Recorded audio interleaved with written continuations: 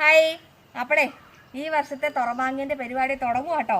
അപ്പോൾ നമ്മൾ ഇത് ഉണ്ടാക്കി വെച്ച് ഇനി ഒരു 2-3 ആഴ്ച കഴിയുമ്പോഴാണല്ലോ കൊടുക്കാൻ പറ്റുള്ളൂ. അതുകൊണ്ട് ആദ്യത്തെ വാച്ച് ഉണ്ടാക്കുന്നതാണ് ഇത് നിങ്ങൾ വീഡിയോ കാണുമ്പോഴത്തേക്ക് എന്തായാലും ഒരു 2-3 ആഴ്ചയും കൂടെ കഴിയും കേട്ടോ. അപ്പോൾ തുറമാങ്ങയ്ക്ക് ഞാൻ നിങ്ങളെ ജസ്റ്റ് ഒന്ന് കാണിക്കാം എങ്ങനെയാണ് ചെയ്യുന്നതെന്ന്. അപ്പം നമ്മൾ മാങ്ങ എല്ലാം ഉണക്കി സെറ്റ് ചെയ്ത് വെച്ചിട്ടുണ്ട്. അപ്പോൾ ഇനി ഈ മാങ്ങയ്ക്കകത്തേക്കുള്ള മസാല നമ്മൾ റെഡിയാക്കുന്നത്. അപ്പം കാശ്മീരിയും അല്ലാത്ത സാധാരണ മുളക് പൊടി രണ്ടും കൂടെ മിക്സ് ചെയ്ത് വെച്ചിട്ടുണ്ട്. പിന്നെ കുറച്ച് സാധനങ്ങൾ വറുത്തെടുത്തിട്ടുണ്ട്. ഉപ്പ്, കായപ്പൊടി, കുരുമുളക് പൊടി, നല്ല ജീരകം, പെരുംജീരകം, ഉലുവ, കടുക്, ഇതെല്ലാം കൂടെ നമുക്ക് ഇതിനകത്തേക്ക് മിക്സ് ചെയ്യാം. അപ്പം നമുക്ക് ഇത് എല്ലാ പൊടികളും കൂടെ നമുക്കൊന്ന് മിക്സ് ചെയ്യണം.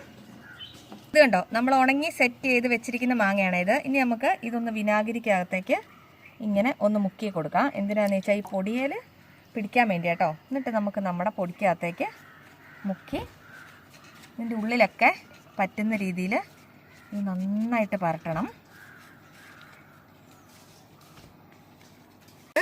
ഇതിൽ മൊത്തം ചെയ്തുണ്ടോ ഇങ്ങനെ പരട്ടി സെറ്റ് ചെയ്തിട്ട് ഇങ്ങനെ സെറ്റ് ചെയ്ത് മൊത്തത്തിൽ പരട്ടണം കേട്ടോ. ഇങ്ങനെ ഇരിക്കണം നമ്മുടെ തുറമാങ്ങ. എന്നിട്ട് നമുക്കിത് ഒരു ഭരണിക്കകത്തേക്ക് ഇട്ട് വയ്ക്കാം. നമുക്ക് ഇങ്ങനെ എല്ലാ മാങ്ങ ഇതുപോലെ ഭരണിക്കകത്തിട്ട് ടൈറ്റായിട്ട് അടച്ചു വയ്ക്കാം. ഭരണിക്കകത്തിട്ട് അടച്ചു വയ്ക്കാം. എന്നിട്ട് ഇത് കുറച്ച് ദിവസം കഴിയുമ്പോൾ ഉണ്ടല്ലോ ഇതിങ്ങോട്ട് നല്ല എന്താ പറയുക, ഇതിങ്ങനെ തോണ്ടി ഇങ്ങനെ തിന്നാൻ പാകത്തിനാവും കേട്ടോ. നല്ല രസമാണ് തുറക്കുമ്പോൾ. ഭയങ്കര ടേസ്റ്റുമാണേ തുറമാങ്ങ. എനിക്ക് തോന്നുന്നു വയനാട്ടിലൊക്കെ ടൂർ വരുന്നവരെല്ലാവരും വാങ്ങി കഴിച്ചിട്ടുള്ള സാധനമായിരിക്കും. വാങ്ങി വീട്ടിൽ കൊണ്ടുപോയിട്ടുണ്ടാവും തുറമാങ്ങ. എന്നാൽ അത്രയും ടേസ്റ്റ് കേട്ടോ കഞ്ഞിക്കൊക്കെ കൂട്ടാൻ. ഭയങ്കര ടേസ്റ്റുള്ള സാധനം. അപ്പോൾ ഞാനിത് മൊത്തം ഒന്ന് ബോട്ടിലാക്കട്ടെ കേട്ടോ.